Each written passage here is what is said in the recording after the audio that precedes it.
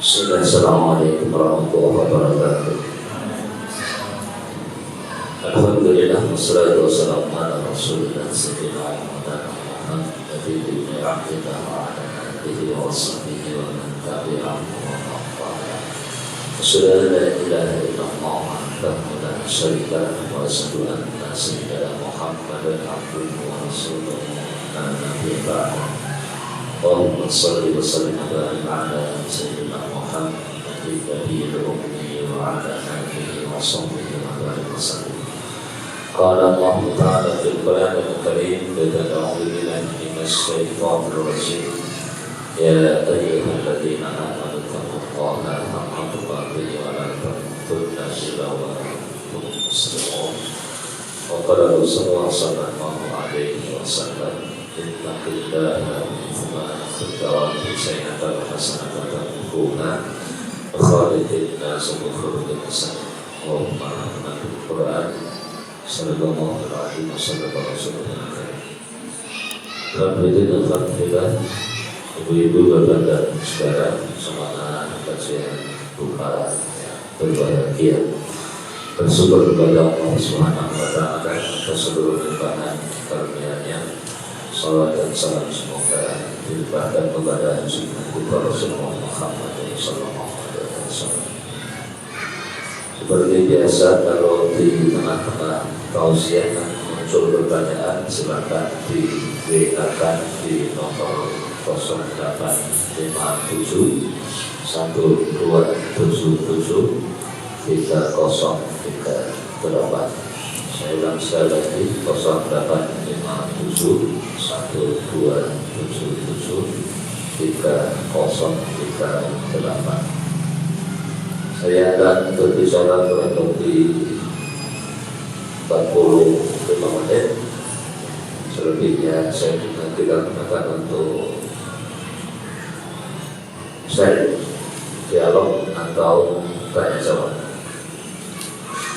Bapak Ibu dan saudara yang dirahmati Allah, di tengah kesibukan kehidupan setiap manusia yang memang tidak pernah berhenti, seringkali kita terjebak dalam banyak keinginan dan ambisi. Banyak orang berlomba-lomba mengejar cita-cita, mengumpulkan harta yang masih tetap tidak cukup untuk memenuhi kebutuhan.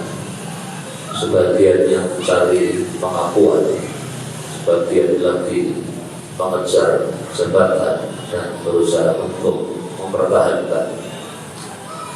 Namun di balik segala capaian itu ada banyak nikmat yang dianggap sederhana dan itu sering dilupakan. Dalam salah satu riwayat yang masyhur disebutkan, yang dihafal oleh para santri, nikmatani maghbunun katsirun minan nas. Ada dua nikmat yang sering dilupakan oleh kebanyakan manusia, yakni as-sihat wal faragh, yakni kesehatan dan waktu luang. Pagi hari ketika matahari mulai menampakkan dirinya di balik ufuk, seringkali kita terburu-buru memulai aktivitas. Kendaraan itu jumlahnya semakin bertambah karena memang orangnya sedang terus bertambah. Saya masih ingat betul tahun 90-an saat saya masih sekolah SMP, belum punya motor. Teman-teman saya yang sekolah naik motor itu kelihatannya hanya satu, yang lainnya ada yang kayak sepeda dan mayoritasnya jalan kaki. Saya termasuk generasi yang sekolah di SMP Muhammadiyah dulu 1,5 kilo jalan kaki berangkat 1,5 kilo, pulang 1,5 kilo. Maka alhamdulillah termasuk ya biasa jalan dulu. Nah sekarang jalan-jalan karena ke masjid atau ke warung 50 meter itu tetap pakai motor. Tapi seiring waktu yang terus bertambah, tahun bulan berganti, banyak hutan ditebang kemudian menjadi perumahan. Banyak orang yang dari kota naik ke Ijen, sehingga jalan itu semakin padat. Kemudian jalan sudah dilebarkan oleh pemerintah, tutup, motornya ikuti terus tambah padat. Karena jalan itu memikirkannya 5 tahun, 10 tahun, motor itu yang dipikirkan oleh dealer itu bukan tahun atau bulan, tapi harian. Bahkan kalau di Jakarta penjualan sepeda motor itu rata-rata setiap hari 5.000 motor. Sepeda motor di Jakarta itu penjualan setiap hari 5.000. Jadi saya betul-betul mikir dan payu. Setiap keluarga yang punya anak itu berpikir gimana caranya agar anak-anak semuanya punya sepeda motor sendiri-sendiri. Bahkan ada satu rumah isinya hanya 4, motornya 5 ya, atau 6. Masuk sisi itu pakai motor. Dan setiap pagi itu alhamdulillah jadwal kesini itu Sabtu. Sabtu kan banyak yang libur, anak sekolah libur, sebagian perusahaan libur.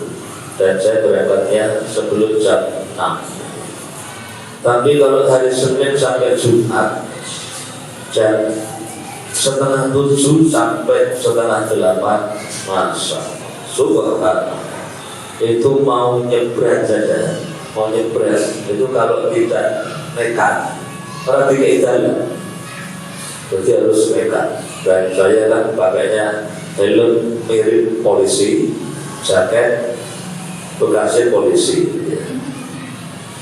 terus nyebrang tangan keangkat tinggi ke atas, taruh pantal, jadi pandangannya ke sana itu kelihatan orang mereka bisa membaca aku tak nyebrang, gitu. Jadi pesan nyebrang itu begitu. Pesannya itu harus ditangkap oleh orang-orang yang sedang keburu-buru itu bahwa saya tak nyebrang. Atau kalau sopan don sewu kalau nyebrang beriin dengan pak mandek beriin. Nah itu sopannya begitu. Kalau yang kasar kan mandek korawe, aku tak nyebrang saya. Begitu. Kalau nggak jelas isyaratnya, ya orang mandek. Nyebrang kok tangannya begini, itu gak jelas. Wong di sini itu bahasa polisi kalau begini itu gak suruh berhenti kok. Ini kan disuruh pelan. Nah, isyarat begini itu isyarat suruh pelan, bukan suruh berhenti. Jadi kalau kasih isyarat yang jelas, biar orang itu ngecolkin gas dan narik rem, itu meyakinkan. Bahkan tangannya jangan begini tuh, diangkat yang tinggi, tinggi, macet, maka mereka berhenti. Itu pun tetap harus pelan-pelan karena masih nekat. Dan ada tulisannya aku kesusu, telat. Jadi banyak orang yang berangkat itu semuanya pengen duluan. Jadi kalau pagi ini arah yang dari selatan ke utara itu memakan jalan 60 sampai 70%. Jadi yang arah ke selatan itu berpikir arah ke selatan itu semuanya ke sana berangkatnya luar biasa. Kenapa? Karena berangkatnya bareng. Hanya sedikit orang yang tak makan bar subuh ben tenang. Hanya sedikit, mungkin 1-2%, 1-2 orang yang mau berpikir begitu, tak berangkat habis subuh. Nanti terus sampai peran pabrik perusahaan ngapain? Kalau berpikirnya mocong-mocong Quran itu kan hanya sedikit orang yang mau begitu. Jadi kan enak santai di rumah dulu, ngobrol, ngopi sama anak istri, tapi nanti wajah makan, jangan, nah itu lalu baru kesusu bareng-bareng, dan itu jamaah, semua orang pikirnya begitu, sehingga di sana itu ramai dan potensi terjadi sekolah kemudian saling marah. Jangan saat dalam kondisi sibuk semacam itu, setiap orang beraktivitas untuk mencari maisha, nafkah. Hanya sedikit orang yang mau berhenti sejenak sambil berpikir merenungi nikmat yang Allah berikan. Isinya hanya kerja, memang sembunyinya kerja. Kata Rocky Gerung itu gak pernah mikir, mestinya pemimpin itu mikir. Yang kerja itu karyawan perusahaan itu mikirnya kerja. Tapi kalau pemimpin itu mikir, itu Rocky Gerung ya. Pemimpin kok pikirannya kerja, pikirannya mikir. Nah, jadi termasuk kategori yang mana pemimpin apa pekerja ya. Kalau pemimpin mikir baru kerja, kalau pekerja harus kerja dulu sambil mikir. Banyak orang yang melupakan karunia-karunia yang Allah berikan karena kesibukan yang setiap hari mereka geluti. Padahal setiap tarikan dan hembusan nafas itu adalah nikmat dari Allah. Setiap langkah kaki kita adalah rezeki dari Allah. Dan setiap rezeki yang kita dapatkan adalah anugerah yang tak ternilai harganya. Dalam sebuah hadis yang diriwayatkan oleh Imam Bukhari dan Imam Muslim, Rasulullah SAW bersabda, "Man asbaha minkum mu'afan fi jasadihi, aminan fi sirbihi, indahu qutu yaumihi, faka'annama hizat lahu dunya." Barang siapa di antara kamu masuk pada waktu pagi dalam keadaan satu, sehat badannya, mu'afan fi jasadihi, yang kedua aminan fi sirbihi, aman pada keluarganya, indahu qutu yaumihi, kemudian yang ketiga memiliki makanan pokok pada hari itu, maka anda hizat lahu dunya, maka seolah-olah seluruh dunia dikumpulkan untuknya. Ada riwayat Ibnu Majah. Bapak Ibu dan Saudara yang dirahmati oleh Allah, hadis ini mengajak kita untuk merenungkan dimensi kehidupan yang sering terabaikan dalam kesibukan sehari-hari. Apalagi ketika yang dipikirkan adalah keinginan yang belum diraih, cita-cita yang belum didapatkan, tanggungan yang belum bisa diselesaikan, sehingga banyak orang yang sulit untuk bisa menemukan pada bagian apa saya harus bersyukur kepada Allah Subhanahu wa Ta'ala. Yang pertama, tubuh sehat, badan sehat, jiwa tenang. Kesehatan yang baik itu memberi kita kebebasan untuk bergerak, beraktivitas, menjalani rutinitas sehari-hari tanpa beban. Dan sebaliknya, ketika kesehatan mulai terganggu, ketenangan jiwa kita pun terancam. Rasa sakit dan ketidaknyamanan fisik itu dapat mengganggu fokus dan membuat kita merasa terasing. Jadi ingat kapan sakit terakhir? Lupa ya? Alhamdulillah. Berarti itu karena sakitnya sering, apa karena sehatnya setiap hari sehingga sampai lupa. Saya ingat betul, saya sakit terakhir itu COVID. Saya sakit terakhir itu COVID, dan itu sakit yang menurut level saya paling berat, karena 2 malam tidak bisa tidur, ganti posisi, nafas tetap sesak. Hanya saya sudah bertekad saya tidak mau ke rumah sakit, karena info sudah banyak itu, rumah sakit mati, rumah sakit mati gitu ya. Rumah sakit mati. Nah, saya tidak mau mati. Tidak mau ke rumah sakit karena ke rumah sakit malah potensi mati gitu. Gimana tidak mati? Masuk ke ruangan terus dipakai pampers, terus diputus hubungan dengan manusia luar, termasuk keluarganya. Telepon saya tidak boleh. Tapi wong sehat di mana kami mati kok tadi. Jangan sehat itu orang sana golorong, masukkan ke kamar, dipempersi, gitu ya. Pempersi, terus diputus hubungan. Perawatnya saja yang tidak GoPay, gitu ya. Tahu pay, gitu ya. Nah, pakai tongkat, Pak, minum, gitu ya. Kawan, takut sama virus, virus COVID-19 itu takut. Jadi perawatnya itu juga oke, gitu ya. Pak, Bapak itu waktunya minum, gitu. Mati benar. Kemudian di rumah itu saya punya, sebelah rumah saya ada ruangan yang dulu dibangun oleh Yayasan Batu Salam untuk tempat penginapan. Ada kamar 2. Nah, istri saya usul, Mas, apa beliau bangun konose untuk jaga anak-anak. Tak pikir, tapi langsung tak jawab, mau, nggak mau. Saya singgah saja tinggal di situ, nggak mau katanya. Orang itu terpisah, rumahnya terpisah dengan yang kita tempati. Itu nggak mau. Jadi saya tetap di kamar. Jadi mau di karantina, jadi saya nggak mau. Tapi anak-anak memang tidak pernah masuk ke kamar saya. Jadi istri yang tetap masuk. Tapi kalau tidur enggak, jadi doang antar makanan, antar makan, antar obat itu masuk. Dan alhamdulillah begitu saya sembuh, istri saya sakit.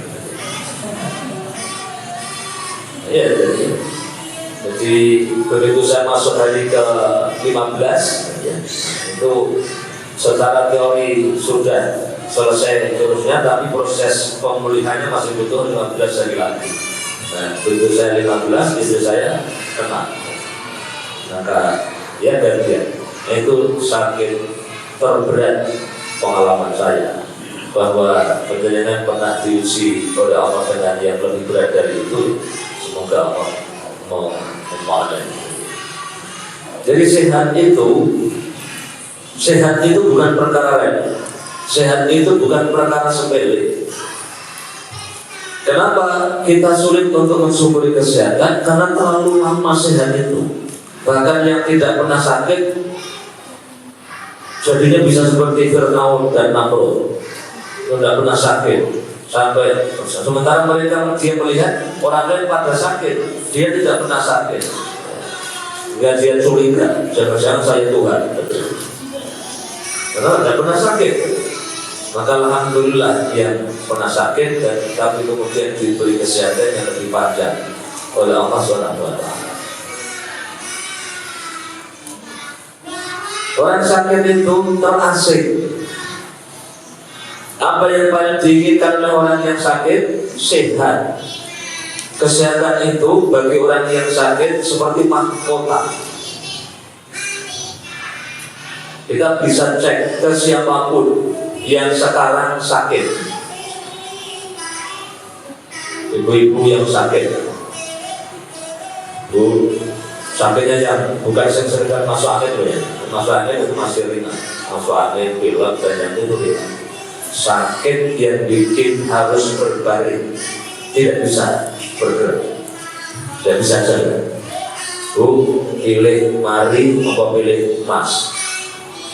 Dengan kawannya Mas 100 gram nopo mari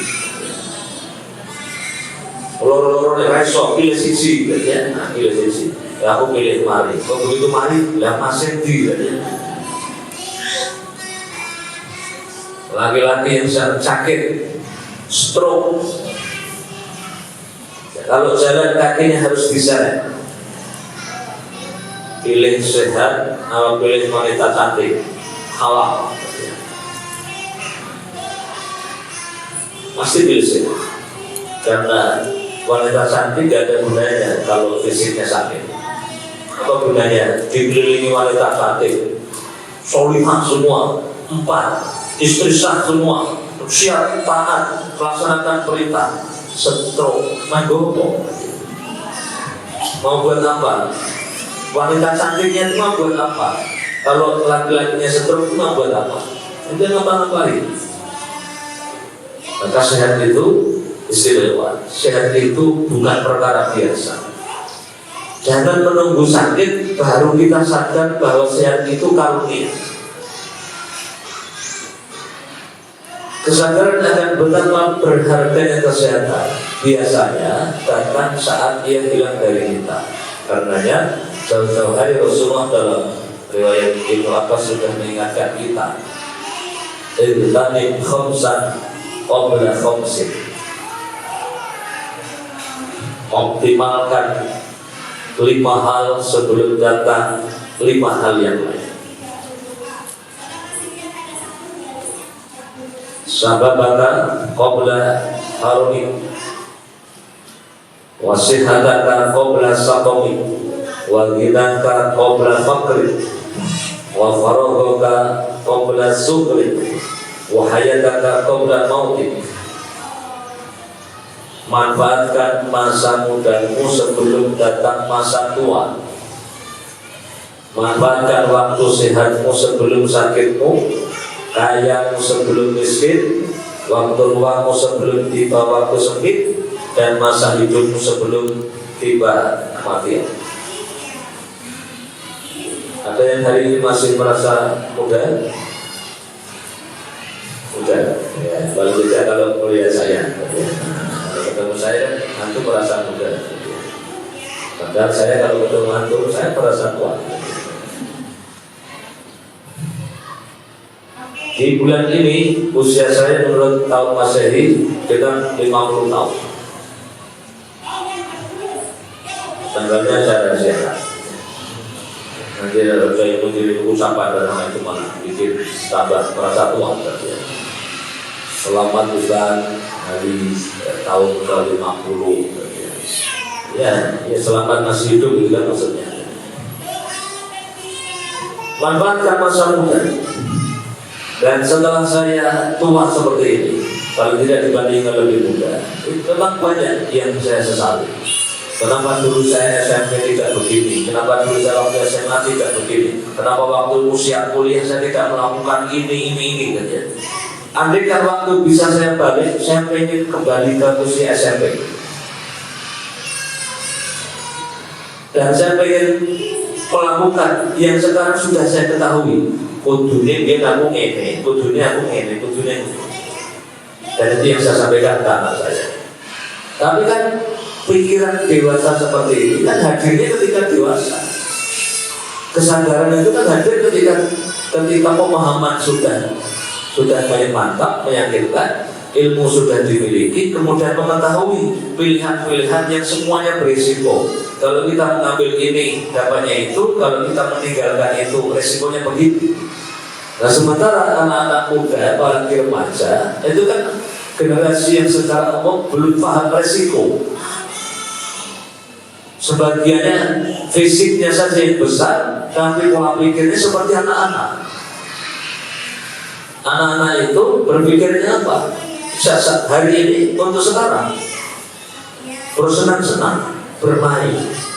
Bahkan sebagiannya masih terbawa sampai di usia mahasiswa. Mahasiswa masih banyak menghabiskan waktunya untuk bermain, ngegame, bermain, nongkrong di kafe, sampai orang berangkat sholat subuh masih nongkrong. Pernah lihat ada anak muda, dia kan mau berangkat menuju ke masjid untuk sholat subuh, dia masih nongkrong di kafe. Terus contohnya, lagi kita main tangkat sholat subuh tapi mampir saya di kafe.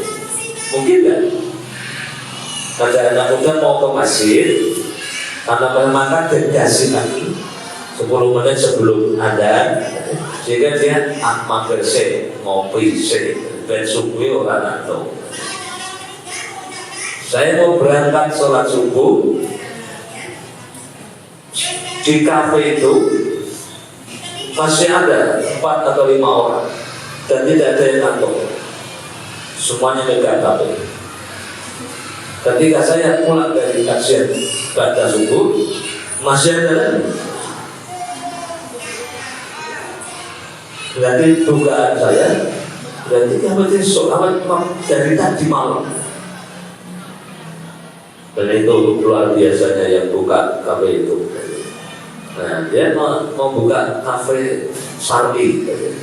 Kafe Sardi jam 10 tutup. Saya ngopi sopo. Kenapa? Ini sunnah Rasulullah itu gak dari saat tidur. Terus ngopinya kapan? Nanti jam 1 bangun, jam 1 buka. Riwayat tahajud. Kafenya isinya musola. Sholat malam, dulu kantor, ngopi, dan sholat menek. Ini ngopi di sini, kafe di sini caranya dia mulai. Ya nasib mahari, nasib cukup kopi ora sholat malam.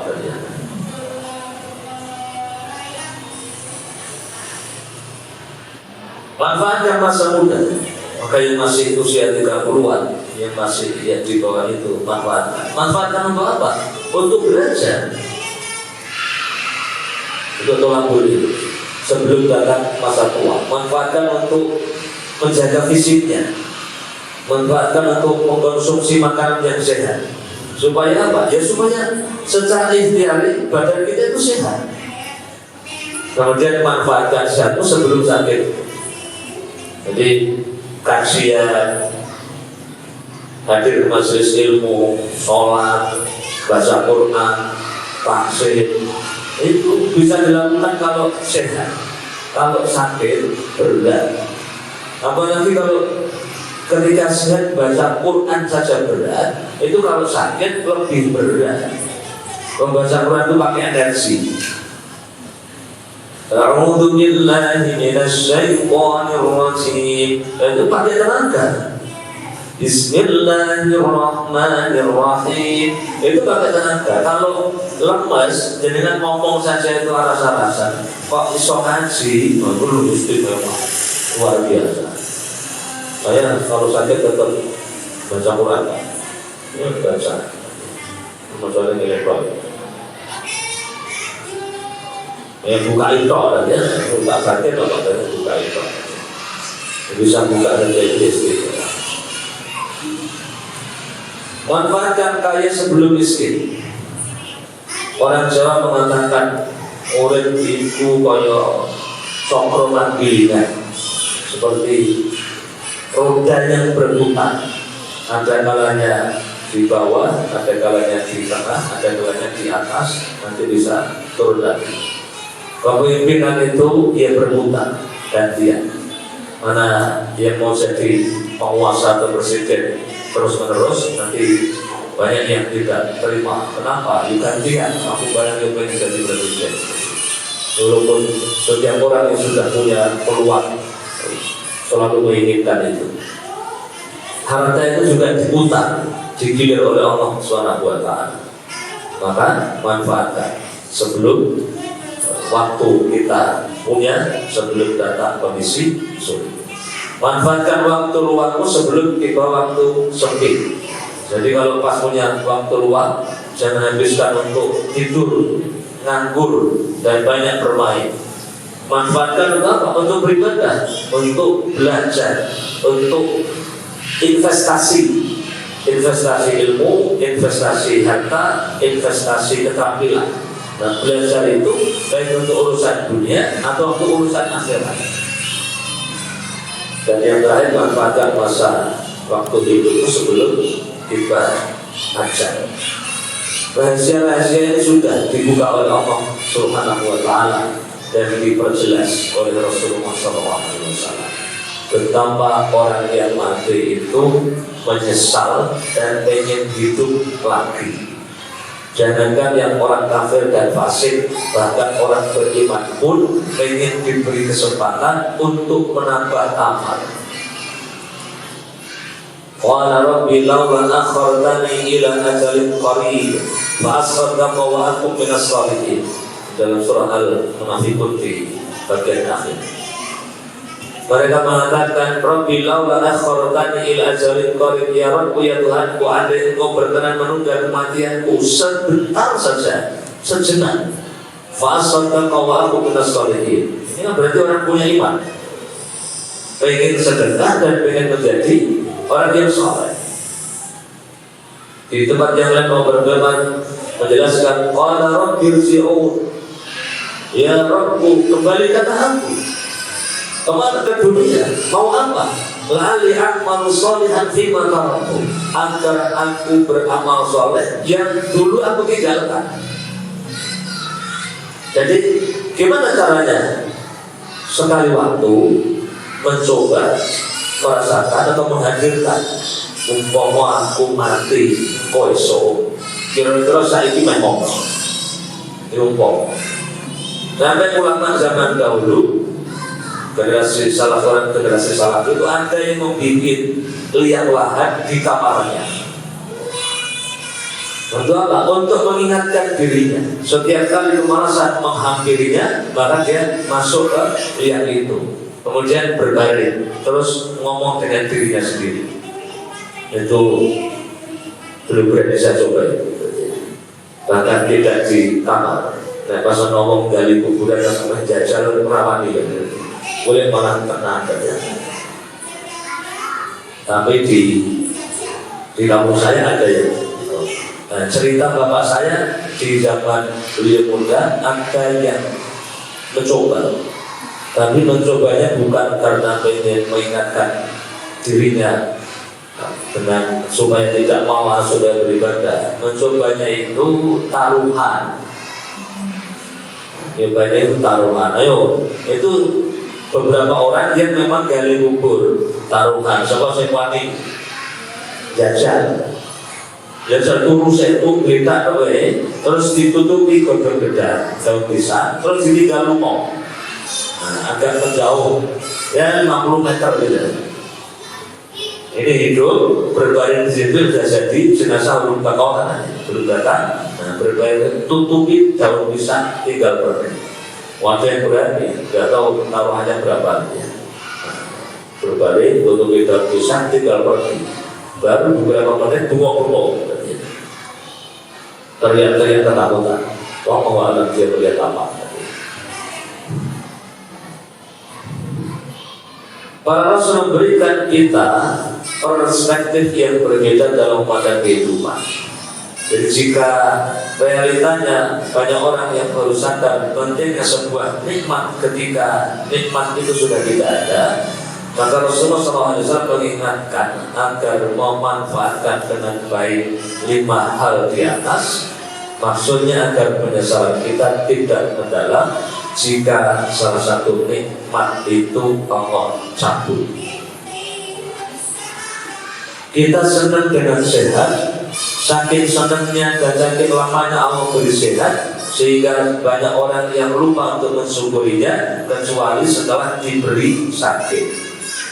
Maka jangan jadi umumnya orang, jangan jadi kebanyakan orang yang melupakan nikmat sehat, sehingga nanti ketika sehat itu sedikit diambil oleh Allah, mentalnya tidak siap. Saya tidak bermaksud untuk meremehkan orang yang sakit apapun, karena memang namanya sakit itu gak ada yang enak. Jangan yang sudah sakit 1, 2, 3 bulan atau bahkan yang bertahun-tahun, ya baru 15 hari saja memang rasanya berat. Melihat orang lain yang sehat itu iri, tidak bisa tidur itu penderitaan, enggak nyaman.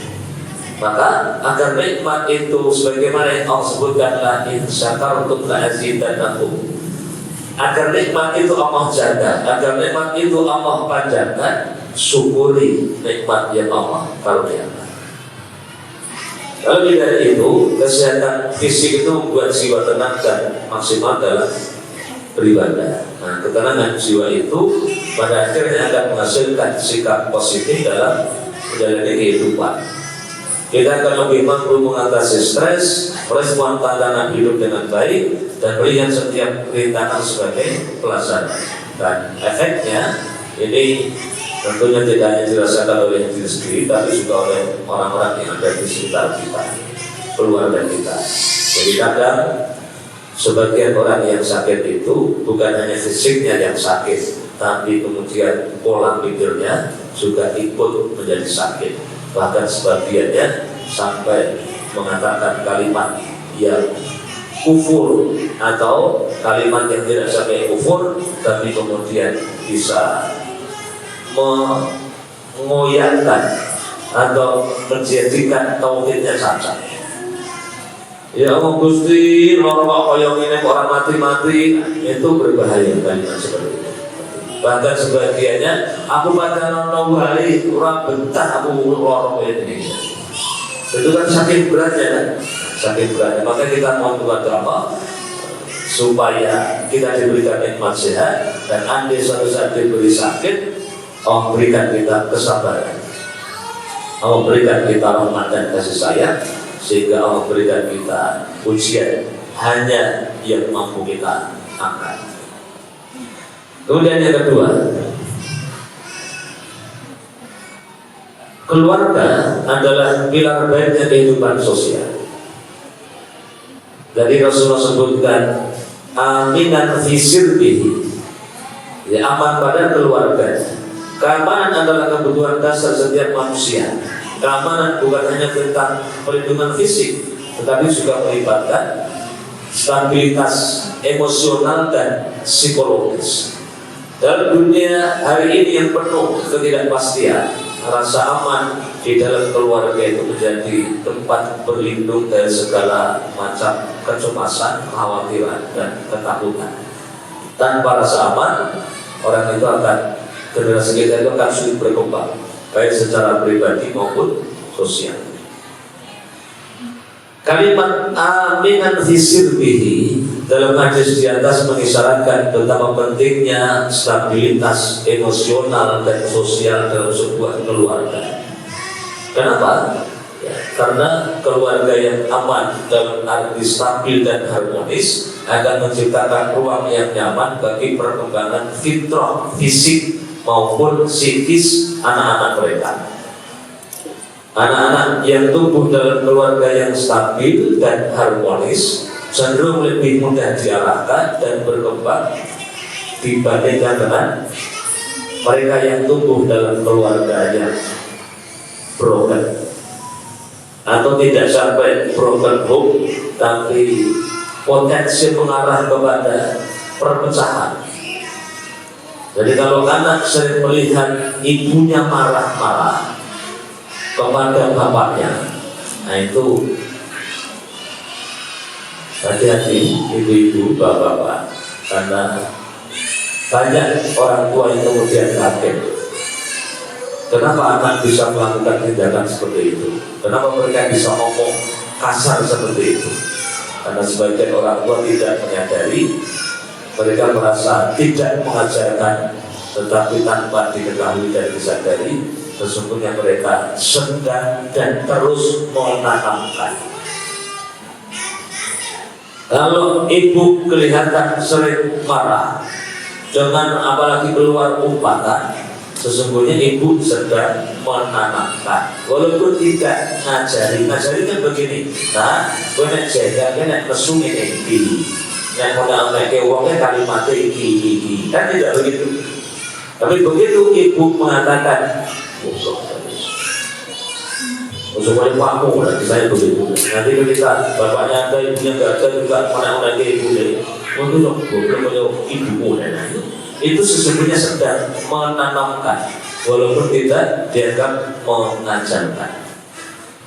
Nah, anak-anak yang tumbuh dalam asuhan dua orang tua yang harmonis bukan berarti tanpa masalah.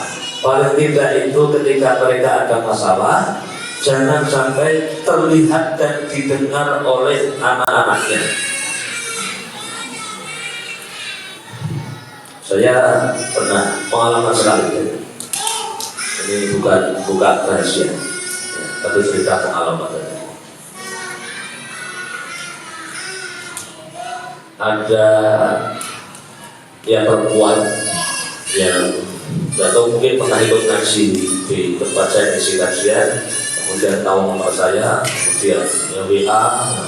Saya kan kalau ada pertanyaan itu berusaha saya jawab, siapapun, laki-laki saya jawab, perempuan saya jawab, perempuan muda saya jawab, perempuan tua saya jawab, punya suami saya jawab, Jaga ya saya jaga. Nah, saya jawab sebisa saya. Hanya kemudian kalau pertanyaannya panjang, jawabannya suara. Kenapa? Karena saya tidak sabar untuk ketik daduk itu mana. Ini baru tahu sekarang. Kalau WA bisa pakai suara terus jadi tulisan itu baru tahu. Gaptek kok tadi. Nah, cuma kadang dia menangkap pesannya itu kadang tidak sempurna. Saya kemarin jawab rezeki itu sudah ditakar oleh Allah. Ini ngetik dibakar oleh Allah dan sudah langsung tak kirim. Kemudian suara dia tidak bisa kasih titik. Saya bilang titik malah ditulis titik. Assalamualaikum warahmatullahi wabarakatuh. Tak jawab. Nah, lanjutkan. Pokok arah visual itu kalau nanti tidak diedit dikasih titik, juga belas terus nggak ada titiknya. Nah, kalau saya ngomong titik, mau tulis titik. Nah itu pernah ada yang perempuan gitu ya. Nah, perempuan yang wajah orang pati elek gitu ya. Nah, wajah orang pati elek ya. Kemudian tanya beberapa kali berbahasa Jawa. Terus istri saya tahu katanya. Sopo Dimas Gambo katanya. Sopo katanya. Aku nyuruh ngerti uang di katanya. Tanya terus akhirnya marah katanya. Nah marah akhirnya terus sekarang besok beberapa hari lagi berulang lagi, mungkin memang ya wanita itu asalnya tidak begitu selek sehingga sebagiannya orang sok keringan ya. Nah terus itu saya sampai nangis. Nah pas nangis itu anak saya yang paling gede itu pas pulang dari pondok, lihat ibunya nangis. Terus tanya ke saya, ini kenapa nangis? Gaya maksudnya kenapa? Ya nanti kalau sudah besok kalau sudah selesai tak selesai. Jadi dia kalau misalnya berani itu mau protes ke saya, kenapa Umi kok dibuat nangis? Nah, kelihatannya mau ngomong begitu anak saya. Nah, tapi kemudian ya saya jelaskan. Setelah Uminya selesai nangis ganti hari itu saya jelaskan. Begini. Kemarin sambil jalan ada acara desa, saya izin aja anak saya itu yang gede dan adik-adiknya kebetulan Uminya tidak ikut. Jadi ya saya jelaskan ketika melihat perilaku adiknya terus mesum dan dia tak belajar apa perempuan itu sebagian karakternya mirip anak. Mohon jangan itu ya, karena istri saya perempuan, ibu saya juga perempuan. Dan memang desain dari Allah begitu. Perempuan itu sebagian karakternya walaupun mereka dewasa mirip anak-anak. Maksudnya gimana? Kadang perempuan itu merespon sesuatu yang sesungguhnya kecil itu bisa menjadi besar. Perempuan itu begitu. Sesungguhnya masalahnya kecil, tapi responnya itu seolah-olah gede banget. Ya, anak-anak itu sebagainya begitu. Maka, dan terus gimana? Sabar. Kita menjadi laki-laki itu harus sabar menghadapi perempuan. Kamu sudah soal lihat Umi katanya. Ya begitu. Dan dia tahu bagaimana saya melakukan Uminya. Jadi surga ini enggak. Saya tidak pernah terbebani dengan itu. Alhamdulillah ditolong oleh Allah. Jadi ya banyak belajar, kemudian hubungan antara suami dengan istri itu bisa terjaga dengan baik. Jadi bagaimanapun laki-laki tidak akan bisa hidup tanpa perempuan, betul kan? Nah, tapi perempuan dalam kondisi tertentu mereka bisa bertahan tanpa laki-laki. Jadi lebih kuat siapa? Maka yang banyak itu janda. Kalau budak ada tapi lebih sedikit. Kenapa? Kalau perempuan itu bisa menjanda sampai mati. Apalagi kalau cinta mati dengan suami. Saya tidak akan menikah sampai mati. Tidak ada laki-laki manapun yang bisa menggantikan suami saya. Nah, itu bisa. Tapi kalau laki-laki tidak bisa. Begitu sudah meninggal, ya langsung berpindah ke lain hati. Bahkan tidak butuh 3-4 bulan, 3 hari sudah muncul alternatif pilihan. Nah, jaga baik-baik kondisi itu. Kemudian yang ketiga, makna kutu yaumihi atau makanan pokok untuk hari itu bermakna pentingnya kecukupan materi untuk menjalani hidup. Meski demikian, hal ini bukan sekadar tentang makanan fisik, tetapi juga simbol dari keberlangsungan hidup dan pemenuhan kebutuhan dasar manusia. Pencarian akan kecukupan ini mencerminkan sifat manusia yang berusaha untuk mencapai stabilitas dan keberlangsungan. Karena ketika kebutuhan dasar seseorang terpenuhi, dia akan bisa fokus pada tujuan yang lebih tinggi dalam makna hidupnya. Nah, Bapak Ibu dan Saudara yang dirahmati oleh Allah, dalam realita kehidupan kebanyakan kita yang seringkali berlebihan dalam memuliakan atau mengagungkan materi. Hadis ini mengajak untuk menemukan makna dalam kesederhanaan, menyadari bahwa kebahagiaan sejati itu tidak selalu berkaitan dengan akumulasi harta. Adapun ungkapan faka'an nama khizat lahud dunya, seolah-olah seluruh dunia dikumpulkan untuknya, membawa kita kepada refleksi tentang makna kebahagiaan. Bahwa kebahagiaan yang dihasilkan dari kesehatan, yang kedua keamanan keluarga, dan yang ketiga kecukupan materi adalah sebentuk kebahagiaan yang murni dan mendalam. Hadis Rasul di atas menjadi sangat relevan untuk kita karena disadari atau tidak dalam proses pencarian kebahagiaan itu seringkali kita mengabaikan bahwa kebahagiaan sejati itu terletak pada kemampuan untuk bersyukur dan menghargai apa yang dimiliki saat ini, bukan pada anak-anak yang di luar jangkauan. Jadi kalau badan kita sehat, kemudian kita punya rezeki, keluarga aman, punya makanan pokok, sesungguhnya apa lagi yang dibutuhkan dari itu? Yang bikin kita sudah punya tiga itu belum bahagia, itu karena terlalu banyak keinginan yang belum diraih, atau selalu yang dilihat keluar kepada orang lain, melihat dunia yang Allah berikan kepada orang lain, melihat orang yang lebih kaya, melihat orang yang punya kendaraan lebih baik dari kita, melihat orang yang rumahnya lebih besar dari kita, melihat orang yang istrinya lebih cantik daripada istri kita, atau yang suaminya lebih gagah daripada suami kita. Selalu melihat orang lain, padahal orang lain yang kita lihat itu bisa jadi pada saat yang sama dia juga sedang melihat orang lain lagi yang lebih daripada dirinya. Jadi kebahagiaan itu tidak terletak pada capaian harta, tidak terletak pada ketampanan dan kecantikan, tidak terletak pada besarnya rumah, karena hawa nafsu tidak pernah ada habisnya. Sehingga kalau keinginan yang terus dibiarkan liar tanpa ada keinginan, tanpa ada batasan untuk menghentikan, niscaya kebahagiaan tidak pernah hadir pada diri kita. Sehingga bahagia itu letaknya di sini, pada rasa syukur kita terhadap apa yang Allah karuniakan kepada kita. Begitu kita bangun, kita ucapkan alhamdulillahilladzi ahyana ba'dama amatana wa ilaihi nusyur. Bisa bangun itu dong, itu kita sudah bersyukur, maka saat itu kita bahagia.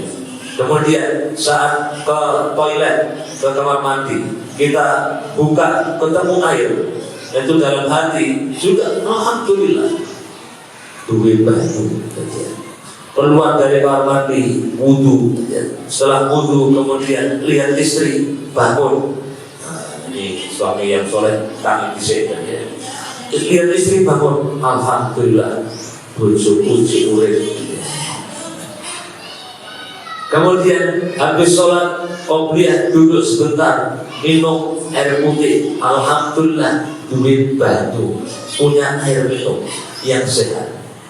Kemudian ngecek ke kamar, mau bangunkan anak-anak, anaknya juga masih hidup, jumlahnya 3 utuh, orang masih kabur, tidak ada yang pergi dibawa lari orang, tidak ada yang kena narkoba, tidak ada yang mabuk. Alhamdulillah, itu kesyukuran yang menjadikan hidup kita sehat.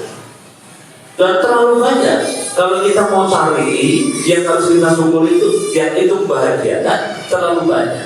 Nah, apa yang bikin kita menderita? Pikiran-pikiran tadi itu. Kami turun sering busuku kasih ini. Itu mana membuat masalah. Kemudian lihat TV, lihat HP, YouTube, lihat banyak wanita-wanita cantik berdekatan ke istri. Itu tidak bikin bahagia, bikin menderita. Lihat anak bandingkan dengan anaknya orang lain, itu juga bikin menderita. Ini Bapak Ibu, nikmat sederhana atau karunia yang sering dilupakan oleh banyak manusia. Maka bahagiakan diri kita dengan apa yang Allah anugerahkan, Allah karuniakan kepada kita. Karena kalau kita bahagia, istri kita bahagia, suami istri bahagia, dengan apapun kondisi yang Allah berikan kepada keluarga itu, maka justru keadaan itulah yang berpotensi menjadikan anak-anak kita itu akan tumbuh menjadi pribadi-pribadi yang berkembang, yang cerdas, yang memiliki stabilitas emosinya, emosionalnya, dan psikisnya. Semoga berdoa. Terima kasih atas perhatian. Mohon maaf atas segala kekurangan. Dan kembali lagi. Assalamualaikum warahmatullahi wabarakatuh. يا رب لك الكون ينادي وفق من جاءك يسعى